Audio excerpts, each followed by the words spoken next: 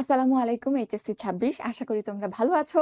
তো অবশেষে তোমাদের রিকোয়েস্টে আমি নিশাত তাসনিম তোমাদের জন্য বোটানির ক্লাসগুলো নিয়ে আসলাম। তো আমি পড়াশোনা করছি ঢাকা মেডিকেল কলেজে। সো একাডেমিক তো পড়াই, এর সাথে সাথে অ্যাডমিশনের যদি কোনো কোয়েরি থাকে আমার পেজ নিশাত আপুতে তোমরা নক করতে পারো যে কোনো কোয়েরিসের জন্য। তো দেখো, প্রথম প্রশ্নটা নিচের কোনটি একটি ডিএনএ ভাইরাস? তো ডিএনএ বা আরএনএ ভাইরাস পরীক্ষাতে অনেক আসে। তুমি যদি এগুলো মনে রাখতে চাও তাহলে যে কোনো একটা সাইড মনে রাখবা, ইদার ডিএনএ ভাইরাসগুলোকে বা আরএনএ ভাইরাসগুলোকে, তাহলে তুমি এক্সক্লুড করে দাগিয়ে আসতে পারবা। তো দেখো, ডিএনএ ভাইরাসগুলো মনে রাখা সহজ। আমরা এটিএম এ নেমোনিক দিয়ে মনে রাখবো। A for adeno herpes virus. T for, দেখো এখানটাতে টি2 ভাইরাস আর TIV virus, not TMV, this is TIV. V for vaccinia and variola. আর আলাদা করে তোমার যখন ভাইরাসের রোগের আলোচনা আছে, হেপাটাইটিসের আলোচনা আছে, ওখানে দেখবা হেপাটাইটিস ভাইরাস 5 রকম হয়। Hepatitis A B C D E, এর মধ্যে হেপাটাইটিস বি যেটা 2 নম্বরে, এটা কেবলমাত্র ডিএনএ ভাইরাস, বাকিগুলো আরএনএ ভাইরাস। তো এইগুলো জানলেই মোটামুটি চলে। অপশন দেখো, hepatitis B, chikungunya, dengue, tobacco mosaic, এর মধ্যে একমাত্র হেপাটাইটিস বি আমরা ডিএনএ ভাইরাস হিসেবে পাই। ঠিক আছে, টোবাকো মোজাইক ও কিন্তু দেখো আরএনএর মধ্যে, এটা কিন্তু ইম্পর্টেন্ট। এরপর আসো পরের কোশ্চেনে যাই। কোন বিজ্ঞানী টিএমভি কে তামাক পাতা থেকে গ্লাসন প্রক্রিয়ায় পৃথক করেন? প্রথম পেজে কিছু ইনফরমেশন আছে, একটু জানা লাগবে, যেমন এই ইনফরমেশনটা। তামাক পাতা থেকে টিএমভি কে কে গ্লাসন করেন প্রথম?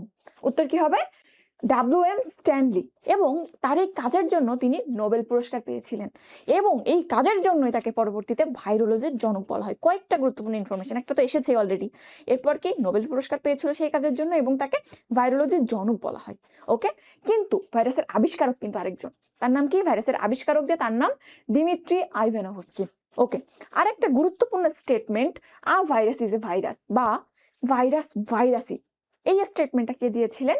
এ.এম. লোফ। এটাও খুব ইম্পর্টেন্ট। ওকে, তো ভাইরাসকে কেন ভাইরাস বলা হয়? কারণ ভাইরাসের বৈশিষ্ট্য না জীবের সাথে মিলে না জড়ের সাথে মিলে, ও মাঝামাঝি একটা জিনিস, স্বতন্ত্র। এই জন্য বলা হয় ভাইরাস ভাইরাসই, ও অন্য কারোর মতো না। বুঝছো? আচ্ছা, এরপর আসো, কোন ভাইরাসে একসূত্রক ডিএনএ পাওয়া যায়? এটা খুব ইম্পর্টেন্ট প্রশ্নটা। দেখো, একসূত্রক ডিএনএ, ডিএনএ কি একসূত্রক হয়? না, ডিএনএ 2 সূত্রক হয়, আর আরএনএ হয় একসূত্রক। কিন্তু এখানে বলেছে যে এমন ভাইরাস আছে যেখানে ডিএনএ হবে একসূত্রক, আবার এমন ভাইরাসও আছে যেখানে আরএনএ আছে কিন্তু সেটা দ্বিসূত্রক। সো এই ব্যতিক্রমগুলো আমাদের জানা লাগবে। তো দেখো, একসূত্রক ডিএনএ পাওয়া যায়, তোমাদের বইতে উল্লেখ আছে M13 কোলিফাস এবং 5X174। সাধারণত M13 এটা থাকে না, শুধুমাত্র কোলিফাস শব্দটা উল্লেখ থাকে, এটা রেয়ারলি আসে। সো একসূত্রক ডিএনএ এর ক্ষেত্রে শুধুমাত্র কোলিফাস হইলেও মনে রাখো। আর দ্বিসূত্রক আরএনএ ভাইরাসের মধ্যে উদাহরণ 2টা আছে, একটা হচ্ছে ধানের বামন রোগের ভাইরাস আর রিও ভাইরাস, রিওভিরিডির রিও ভাইরাস আর ধানের বামন রোগের ভাইরাস। জাস্ট এই 3টা কথা এখান থেকে মনে রাখো। তাইলে একসূত্রক ডিএনএ কই পাচ্ছ তুমি? ওই যে দেখো, কোলিফাসে পাচ্ছ। Answer is a. পরেরটাই যাই আমরা।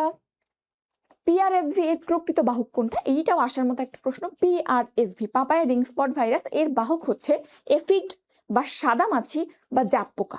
3টা নামেই তাদেরকে ডাকা হয়, এফিড বা সাদামাছি বা জাপ পোকা। জাবের মতো গাছের সাথে লেগে থাকে বলে তাদেরকে জাপ পোকা বলা হয়। ঠিক আছে, এখান থেকে আরো কয়েকটা ইনফরমেশন তোমাদের জানতে হবে, যে আমাদের এই পিআরএসভিটা কি টাইপের ভাইরাস? এটা একটা আরএনএ ভাইরাস, এটার আকৃতি কেমন? দণ্ডাকার। তাহলে এইটাও কিন্তু পরীক্ষাতে আসে যে কি ধরনের ভাইরাস? আরএনএ ভাইরাস, এবং আকৃতি কেমন? দণ্ডাকৃতির।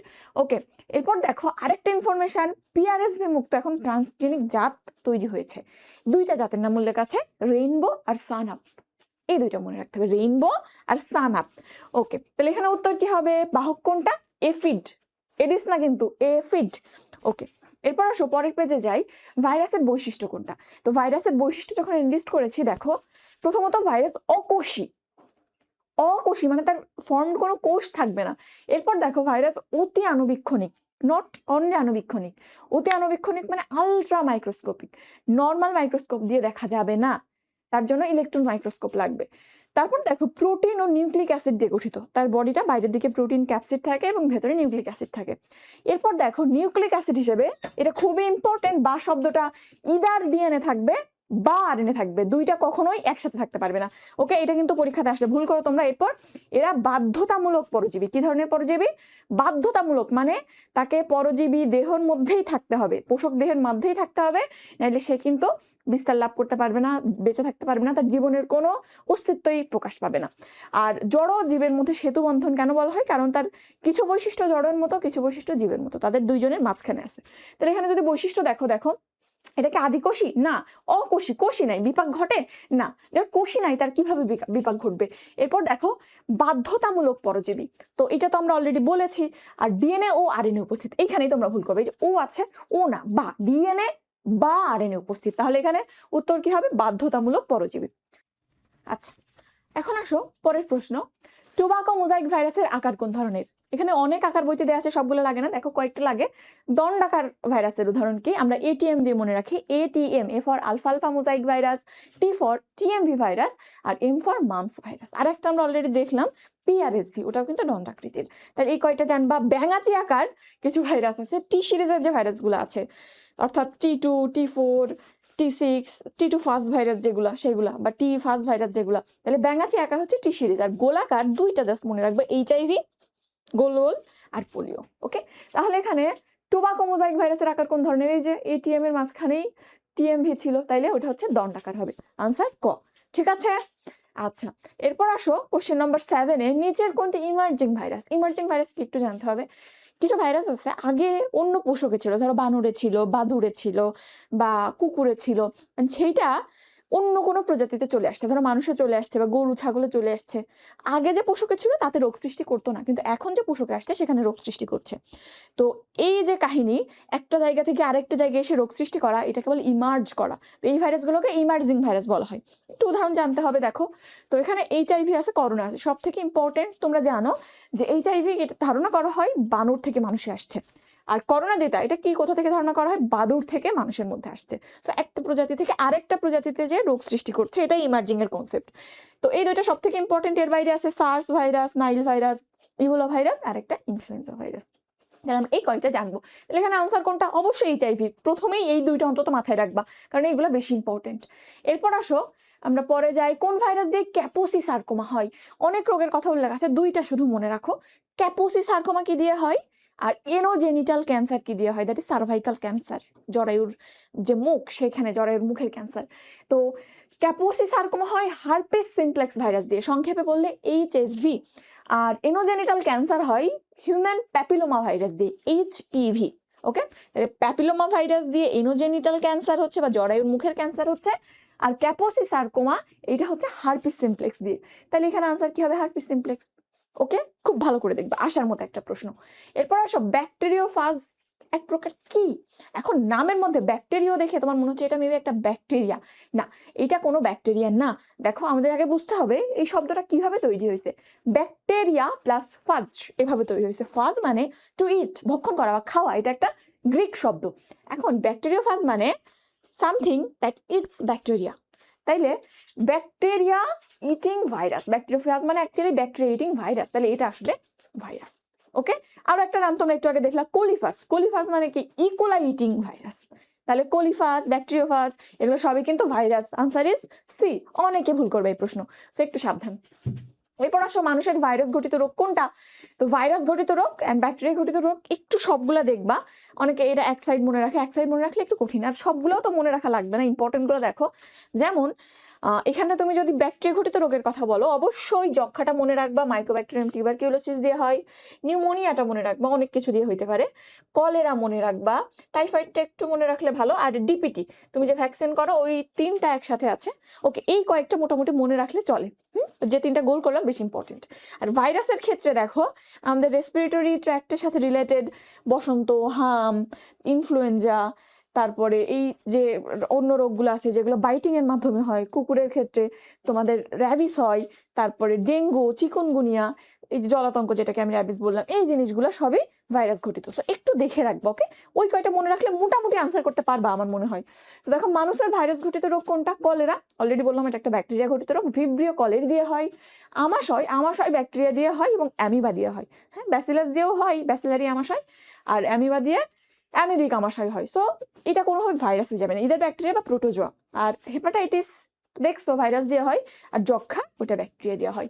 তাইলে ভাইরাস দিয়ে একমাত্র এখানটাতে হেপাটাইটিস হয়। ওকে, বাকিগুলো কিন্তু সব অন্য ক্যাটেগরিতে। তাহলে একটু ভালো করে দেখবা, আমি ফাইলগুলো দিয়ে দেবো, মাথার মধ্যে ঢুকায় অন্তত পরীক্ষার হলে যাবা। কোনটি দ্বারা ব্যাকটেরিয়া পোষক কোষের সাথে আবদ্ধ হয়? এটা খুবই ইম্পর্টেন্ট। আমি একটা ছবি এঁকেছি, দেখো এই ছবিতে এইটা হচ্ছে ব্যাকটেরিয়া, ধরো সেল ওয়াল, বাইরে ক্যাপসুল, স্পাইকের মতো যেগুলো আছে এগুলোকে বলা হয় পিলি, আর লম্বা লেজের মতো যেটা আছে এটাকে বলা হয় ফ্ল্যাজেলা। তো এই পিলি দিয়ে কি করে, ও পোষক কোষ বা পাশের কোনো ব্যাকটেরিয়ার সাথে ঘেঁচাত করে ঢুকাই দেয়, দিয়ে তার সাথে একটা সংযোগ তৈরি করে, তার সাথে আবদ্ধ হয়, সংযুক্ত হয়। আর এই যে ফ্লাজেলা, এইটা এরকম করে এরকম ডিলেট করতে করতে ও এগিয়ে যায়। তাইলে পিলি কি করে, পিলির কাজ অন্য পোষক কোষ বা অন্য ব্যাকটেরিয়ার সাথে তাকে লেগে থাকতে সাহায্য করা, আর ফ্লাজেলার কাজ চলনে সাহায্য করা। এই দুইটা মনে রাখবা। আরেকটা জিনিস আছে মেসোজোম। মেসোজোমের কাজ কি, মেসোজোম কোষ প্লেট তৈরি করে কোষ বিভাজনে সাহায্য করে, বংশবৃদ্ধিতে সাহায্য করে আলটিমেটলি। ঠিক আছে, তাহলে এখানটাতে ব্যাকটেরিয়াকে পোষক কোষের সাথে আবদ্ধ করে ওই যে কাটা কাটা ঘেঁচাত করে ঢুকাই দিয়ে কানেকশন তৈরি করবে, দ্যাট ইজ পিলি। আমি ছবিটা এই জন্য আঁকলাম, এবং ছবি কিন্তু এভাবে দিয়ে বলতে পারে যে এই লম্বা জিনিসটা কি, ফ্লাজেলা, ছোট জিনিসটা কি, স্পাইকের মতো পিলি। ওকে, পিলি কি দিয়ে তৈরি, পিলিন প্রোটিন। ফ্লাজেলা কি দিয়ে তৈরি, ফ্লাজেলিন প্রোটিন, জানা লাগবে। ওকে, এরপর আসো ব্যাকটেরিয়া কোষ প্রাচীরের মূল উপাদান কোনটা। তো ব্যাকটেরিয়া কোষ প্রাচীরের ক্ষেত্রে আমরা মেইনলি পাবো পেপটাইডোগ্লাইকান। কি পাবো, পেপটাইডোগ্লাইকান বা মিউরিনো বলে থাকে অনেকে। তাহলে মেইনলি পেপটাইডোগ্লাইকান, এই একটা শব্দ অন্তত মাথায় রাখো। ওকে, আর মিউরিনো বলতে পারো। এছাড়া কিছু পরিমাণে ডাইভার্সিফাইড অ্যাসিড থাকে, যেমন টিকোইক অ্যাসিড, মুরামিক অ্যাসিড, একটু অ্যাসিড দুইটার নাম দেখবা, বাট তোমার মেইন টার্গেট এটা অন্তত মাথায় রাখা। ওকে ওকে, এটা গেল কোষ প্রাচীরের ক্ষেত্রে। আর ক্যাপসুল, কোষ প্রাচীরের বাইরে কিছু ব্যাকটেরিয়ার ক্ষেত্রে ক্যাপসুল থাকে না, ক্যাপসুল কি দিয়ে তৈরি, 99% কেসেসে এটা কার্বোহাইড্রেট দিয়ে তৈরি। আর মাত্র আমি একটা অ্যানথ্রাক্সের যে এইটা ব্যাকটেরিয়াটা, ওখানে কেবলমাত্র আমরা পলিপেপটাইড ক্যাপসুল পাই, বুঝছো। তাহলে এখানটাতে capsule mainly carbohydrate and polypeptide হতে পারে। তাহলে আমরা এটা খুব সুন্দর করে মনে রাখবো, ওখানে পেপটাইডোগ্লাইকান মনে রাখবো, এখানে কার্বোহাইড্রেট মেইনলি অ্যান্ড পলিপেপটাইড সাথে মনে রাখবো। তাহলে আনসার কোনটা, কোষ প্রাচীরের, এই যে দেখো পেপটাইডোগ্লাইকান, কোষ প্রাচীরের মূল উপাদান কি, পেপটিডোগ্লাইকান। ওকে, এরপর আসো কোন ব্যাকটেরিয়া ভিটামিন উৎপন্ন করে। তো ব্যাকটেরিয়ার কিছু উপকারী দিক আছে, অপকারী দিক আছে, আমি সুন্দর করে সব একসাথে লিখছি। দেখো প্রথমে কিছু উপকারী দিক দেখো, মাটিতে নাইট্রোজেন সংবন্ধন করে কে, মাটিতে নাইট্রোজেন সংবন্ধনের ক্ষেত্রে একটা নেমোনিক আছে CAP cap. C for Clostridium, A for Azotobacter and P for Pseudomonas. তাহলে নাইট্রোজেন সংবন্ধনকারী তিনটা ব্যাকটেরিয়ার নাম মনে রাখতে হবে। এরপর আসো দুগ্ধজাত শিল্পে কোনটা ব্যবহার করা হয়, ল্যাক্ট মানে দুধ, ল্যাক্টালবুমিন, ল্যাক্টোগ্লোবিউলিন, ল্যাকটোজ, ল্যাক্ট মানে দুধ, সো ল্যাক্টোব্যাসিলাস দুগ্ধজাত শিল্পে ব্যবহৃত হয়। পাট শিল্পে কোনটা ব্যবহৃত হয়, পাট শিল্পে ক্লোস্ট্রিডিয়াম ব্যবহৃত হয়, আর চামড়া শিল্পে ব্যাসিলাস। এটা জাস্ট এতটুকু মনে রাখবা, বেশি গুলাই না তেমন একটা। তারপরও চামড়া শিল্প যদি মনে রাখতে চাও, চা বি, চা দিয়ে চামড়া, বি দিয়ে ব্যাসিলাস। ওকে, আচ্ছা আর কয়েকটা জিনিস আছে, যেমন ভিনেগার তৈরিতে অ্যাসিটোব্যাক্টার সাহায্য করে, অ্যাসিটিক অ্যাসিড অ্যাসিটোব্যাক্টার। নামে মিলেছে ল্যাকটিক অ্যাসিড তৈরিতে কোনটা কাজ করে, ব্যাসিলাস ল্যাকটিক অ্যাসিডই নামে মিলেছে, সো এটা পারবা। ওকে, এরপর আসো ইকোলাই, যেটা ও অনেক কাজ করে। কি কাজ করে, ভিটামিন কে তৈরি করে অন্ত্রের মধ্যে, এবং ভিটামিন বি তৈরি করে। ভিটামিন বি তো একটা কমপ্লেক্স, অনেকগুলো আছে, তার মধ্যে কোনটা কোনটা লেখা আছে বইতে, বি2 তৈরি করে, ফলিক অ্যাসিড যেটা বি9 তৈরি করে, অ্যান্ড বায়োটিন যেটা বি7, এই তিনটা জিনিস তৈরি করে। তাহলে বি2, 9 and 7 তৈরি করে, আর ভিটামিন কে তৈরি করে। ওকে, তাইলে কোন ব্যাকটেরিয়া ভিটামিন তৈরি করছে, ইশেরেশিয়া স্পিসিস বা ইকোলাই। ওকে, সুন্দর করে এই যাগুলো লিখছি সবগুলো পড়লে মোটামুটি আশা করা যায় যে বাকিগুলো না পড়লেও চলবে। এরপর আসো কোন ধাপে হিমোজয়েন্ট তৈরি হয়। এটা অনেক বইতে অনেক কিছু আছে, হাসান স্যারের বইতে যেটা আছে আমি সেটাই দাগাইছি। দেখো হিমোজয়েন্ট তৈরি হয় বলা হয়েছে অ্যামিবয়েড ট্রোফোজয়েড দশা, এটা মেডিকেলে আমরাও তাই শিখছি। অ্যামিবয়েড ট্রোফোজয়েড দশা হিমোজয়েন্ট তৈরি হয়। ওকে, এবং এই দশার আরেকটা গুরুত্ব আছে, এই সময় সাইটোপ্লাজমে ছোট ছোট সাফনার্স দানা দেখা যায়। এটার গুরুত্ব কি, আন্ডার মাইক্রোস্কোপ এই সাফনার্স দানা দেখে নিশ্চিত হওয়া যায় যে তার ম্যালেরিয়াই হয়েছে। ঠিক আছে, তাইলে অ্যামিবয়েড ট্রোফোজয়েড দশায় আমরা হিমোজয়েন্ট পাচ্ছি, এবং এই সময় সাফনার্স দানা দেখা যাচ্ছে, যেটা রোগ নির্ণয়ে ভূমিকা পালন করে। মাইক্রোস্কোপে ওটা দেখে রোগ নির্ণয় করা যায়। এটা কিন্তু আসার মতো একটা প্রশ্ন, প্রায় আসে। এরপর আসো এইটাও খুবই খুবই খুবই ইম্পর্টেন্ট। আমাকে যদি বলা হয়তো এই চ্যাপ্টার থেকে একটা প্রশ্ন দিতে, আমি এই প্রশ্নটা দিতাম, ম্যালেরিয়া জীবাণুর কোন দশা মানুষের দেহে প্রবেশ করে। তো এখানটাতে মনে রাখবা, মশকের লালা গ্রন্থিতে যেটা আছে, মশা তোমাকে কামড় দিল ওটাই তো তোমার বডিতে ঢুকবে, সো মশকের লালা গ্রন্থিতে যেটা থাকে তোমার বডিতেও সেটাই প্রবেশ করে। দুইটাই হচ্ছে কি স্পোরোজয়েড। তাহলে এখানে আনসার কি হবে, স্পোরোজয়েড। এবং এই দশাটা প্রশ্ন এভাবেও আসে, আমি যেটা বললাম লালা গ্রন্থিতে কোনটা থাকে ওইটা, মানুষের দেহে প্রবেশ করে কি রূপে, তাও এটা, বা এটার ক্ষেত্রে ইনফেক্টিভ ফর্ম কি, তাও এটা। ঠিক আছে, তাইলে এটা একটু জানবা। এবং এখানের দেখতে কিরকম জিনিসটা একটু দেখবো, এটা মাকু আকৃতির, দুই প্রান্ত চিপা, মাঝখানটা একটু মোটা, এবং সেন্ট্রালে একটা নিউক্লিয়াস থাকে। ওকে, একটু আকৃতিটা মনে রাখবা, এবং মনে রাখবা যে এই দশাতেই মশকের লালা গ্রন্থিতে থাকে, এই দশাতেই আমাদের বডিতে প্রবেশ করে। ওকে, এরপর আসো নিচের কোনটি ম্যালেরিয়া পরজীবীর ইরাইথ্রোসাইটিক সাইজোগনি সংশ্লিষ্ট। আমি এখন সবগুলো জিনিস এখানে লিখছি, একটু দেখে ফেলবা। দেখো, মানবদেহে ম্যালেরিয়ার যে জীবনচক্র, এটাকে ব্রডলি দুই ভাগে ভাগ করা হয়। হেপাটিক সাইজোগনি লিভারে হয়, ইরাইথ্রোসাইটিক সাইজোগনি কোথায় হয়? আরবিসিতে হয়। হেপাটিক সাইজোগনি আবার দুই টাইপের, প্রি এরাইথ্রোসাইটিক সাইজোগনি আর এক্সো এরাইথ্রোসাইটিক সাইজোগনি। আর ওখানে ওরকম ভাগ নাই। তো দেখো, মশা তোমাকে কামড় দিল, মশা এসে কি করলো? তোমাকে কামড় দিল, কি ঢুকলো তোমার বডিতে? স্পোরোজয়েড ঢুকলো। এই যে দেখো এখানে সেই স্পোরোজয়েড। এরপর ও ক্রিপ্টোজয়েডে পরিণত হলো, তারপর বহু নিউক্লিয়াস যুক্ত সাইজন্টে পরিণত হলো, তারপর ক্রিপ্টোমেরোজয়েডে পরিণত হলো। এই ক্রিপ্টোমেরোজয়েড এক্সো এরাইথ্রোসাইটিক সাইজোগনিতে ঢুকলো, সে আবার সাইজন্ট তৈরি করলো, মেটাক্রিপ্টোমেরোজয়েড তৈরি করলো। এই মেটাক্রিপ্টোমেরোজয়েড দুই ধরনের হয়, মাইক্রো মেটাক্রিপ্টোমেরোজয়েড আর ম্যাক্রো মেটাক্রিপ্টোমেরোজয়েড। ম্যাক্রো, ও যে মোটা বড়, ও দৌড়াদৌড়ি করতে পারে না, ও আবার লিভারে যায়, লিভারে যায় আবার নতুন হেপাটিক সাইজোগনি শুরু করে। কিন্তু এই যে মাইক্রোমেটাক্রিপ্টোমেরোজয়েড, ও কি করে? ও ব্লাডে বের হয়ে আসে, ব্লাডে বের হয়ে আরবিসির কাছে যায়, বেশি দৌড়াইতে পারে, আরবিসির কাছে চলে যায়, যে এরাইথ্রোসাইটিক সাইজোগনি শুরু করে। এখানে কি কি হয়? ট্রোফোজয়েড তৈরি হয়, সিগনেট রিং তৈরি হয় হাতের আংটির মতো, অ্যামিবয়েড ট্রোফোজয়েড হয়, তারপর সাইজন্ট হয়, মেরোজয়েড হয়, অ্যান্ড গ্যামিট হয়। ওকে, আর এই যে গ্যামিট, এই গ্যামিট আবার জানো মানুষের দেহে আর ফার্দার ডেভেলপমেন্ট হয় না। ও যদি মশা কামড় দেয় তোমাকে, তো মশকের সেই ক্রপে চলে যায়, আবার এর মধ্যে আবার ডেভেলপমেন্ট হয়, স্পোরোজয়েড তৈরি হয়, আবার মানুষ আসে, এভাবে একটা সাইকেল ঘুরতে থাকে। তো এখানে প্রত্যেকটা স্টেপ একটু মনে রাখার চেষ্টা করবা, কারণ বলতে পারে কোনটা এই সাইজোগনির অংশ, কোনটা ওইটার অংশ নয়।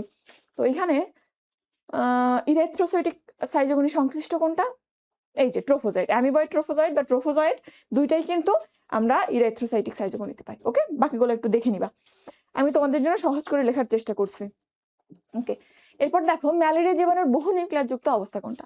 বহু নিউক্লিয়াস যুক্ত অবস্থার নামটাই সাইজন্ট, সাইজন্ট মানেই বহু নিউক্লিয়াস যুক্ত অবস্থা, তাহলে এখানে আনসার কোনটা? Schizont.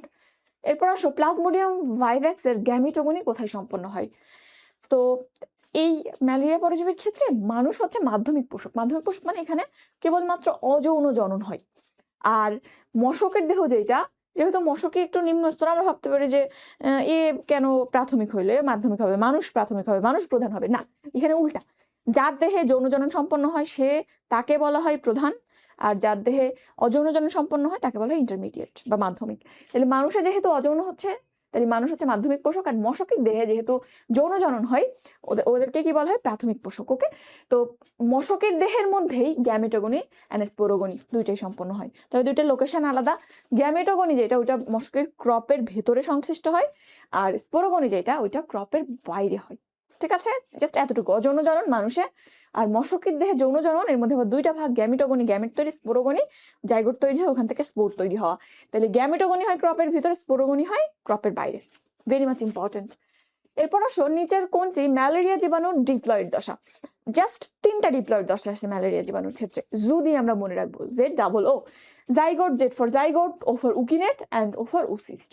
Zygote, ookinete, oocyst, zygote, ookinete, oocyst, আর কিচ্ছু নাই, জাস্ট এই তিনটাই আমরা ডিপ্লয়েড দশা হিসেবে পাই। তাইলে ডিপ্লয়েড দশা কোনটা? উকিনেট। তাহলে তুমি তিনটা মনে রাখলে দেখো অন্য কোশ্চেনের আনসার করতে পারবা। এখানে আসছে ম্যালেরিয়া পরজীবীর ডিপ্লয়েড পর্যায় কোনটা? ট্রোফোজয়েড না, উকিনেট হ্যাঁ পড়েছিলাম, ওসিস্ট ইয়েস এটাও পড়েছিলাম, জাইগোট, উকিনেট, ওসিস্ট। তাহলে আনসার ইজ 2 and 3, এই যে গ। ঠিক আছে, তাহলে একটুক মনে রাখবা। তাইলে না, এই তো মোটামুটি এগুলোই ছিল। আশা করি যে খুব ইম্পর্টেন্ট কিছু আর বাদ যায় নাই। তুমি যদি এইগুলো আমি যেগুলো লিখে দিয়েছি এইগুলো মাথায় নিয়ে পরীক্ষার হলে যেতে পারো, 90% কোশ্চেন মোটামুটি এখান থেকে কমন পাবো ইনশাল্লাহ। তো নেক্সট ক্লাসে আবার দেখা হবে, ততক্ষণ পর্যন্ত ভালো থাকো, আল্লাহ হাফেজ, আসসালামু আলাইকুম।